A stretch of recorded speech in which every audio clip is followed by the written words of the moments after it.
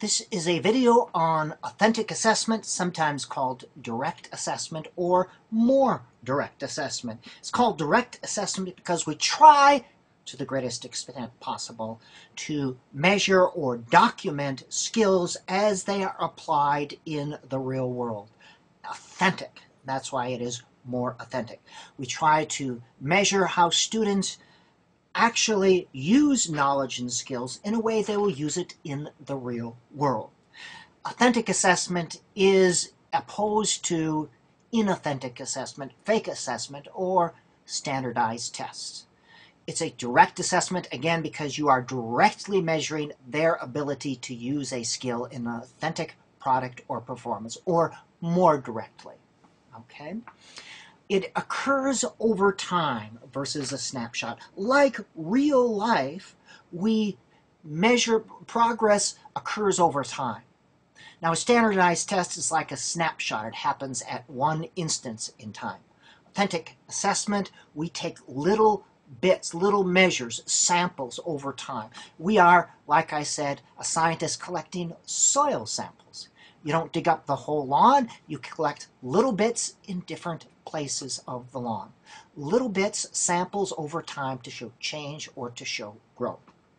Also, we are like the blind man looking at the elephant or feeling the elephant. We use multiple data sources.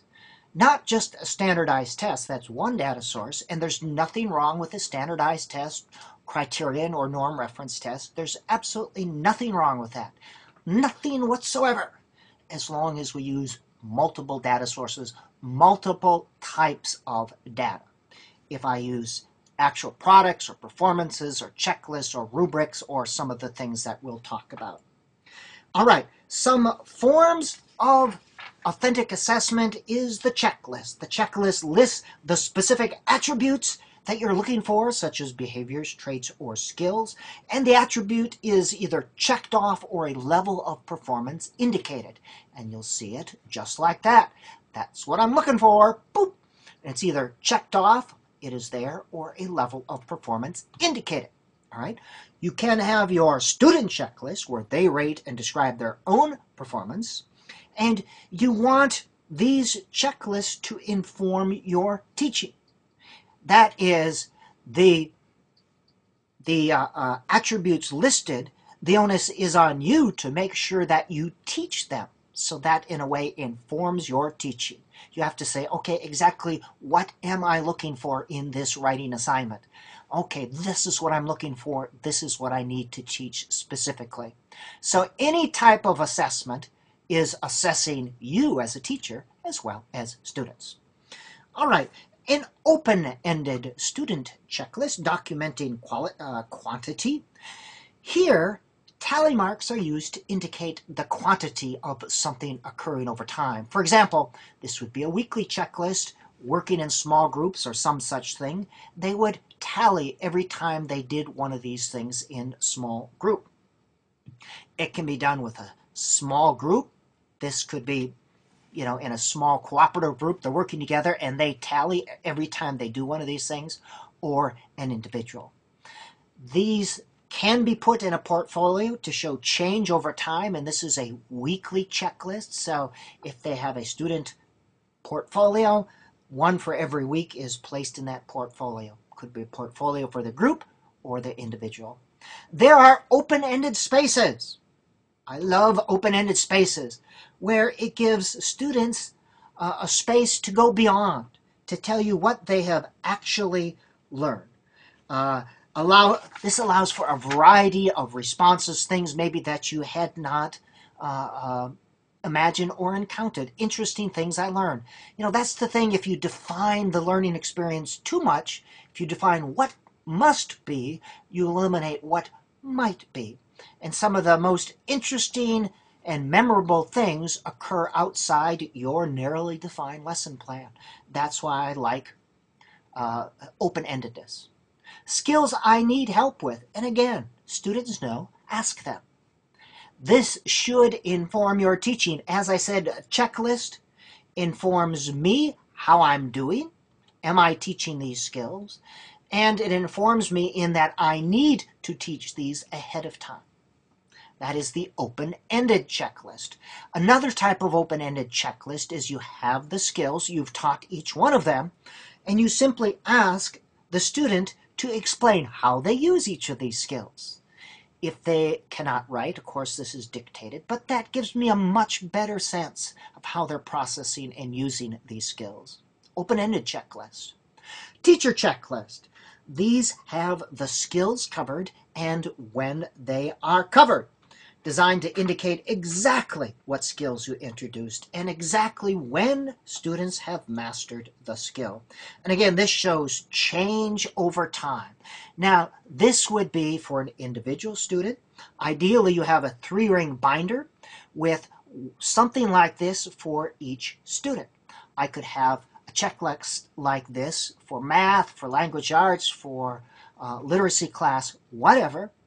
And I have the skills that I'm looking for. It could be the scope and sequence chart, or if you go to the Minnesota Department of Education, the Minnesota guidelines are there. It has the scope and sequence for every possible subject.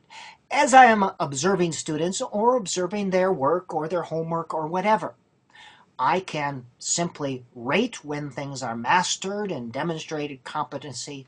I could use a checklist of some sort to indicate when.